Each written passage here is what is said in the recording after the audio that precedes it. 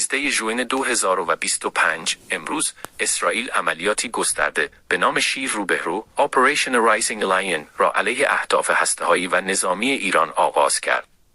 این حمله شامل 5 موج هوایی با بیش از 200 جنگی و بیش از 330 موشک بود که بیش از 100 هدف را در تهران، نطنز، کرمانشاه، تبریز و دیگر مناطق حساس هدف قرار داد.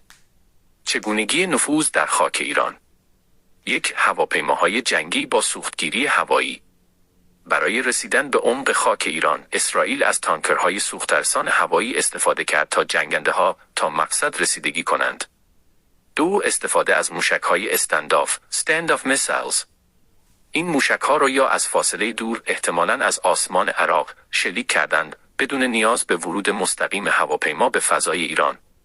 3. عملیات خرابکارانه ساختن شده.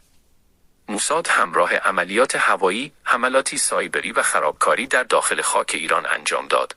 نصب پهپادهای رزمی در نزدیکی تهران، نفوذ به سامانه‌های دفاع هوایی و زیرساخت‌های موشکی هدف قرار گرفتند. اهداف کلیدی حمله: تأسیسات هسته‌ای، نطنز، فردو، آراک و ایستگاه‌های حساس. زیرساخت موشکی و دفاع هوایی. ژنرال‌ها و مسئولان عالی رتبه ارگ از جمله سردار حسین سلیمانی و سرلشکر محمد باقری. دانشمندان هسته‌هایی مانند فریدون عباسیدوانی و محمد مهدی تهرانچی. زمانبندی دقیق عملیات. حمله شروع شد حوالی بامداد امروز، حدود صبح زود. پس از آن، هشدار آماده باش، بسته شدن فضای هوایی و آماده شدن برای واکنش ایران اعلام شد. نفوذ یا ورود مستقیم. اسرائیل تأکید کرده که هواپیماها به وسیله سوخترسانی هوایی به عمق ایران نفوذ کردند. همچنین استفاده از موشک‌های استنداف و خرابکاری موساد در خاک ایران نشان می‌دهد که ترکیبی از نفوذ فیزیکی و عملیات غیرمستقیم به کار گرفته شده است. واکنش ایران.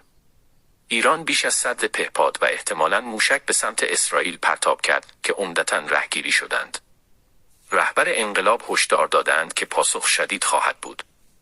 در نتیجه اسرائیل برای انجام این حمله از بشکهایی از تاکتیک‌های ترکیبی استفاده کرد: هواپیماهای مجهز با سوخترسانی هوایی، موشک‌های دوربرد و عملیات قهرآمیز موساد در خاک ایران.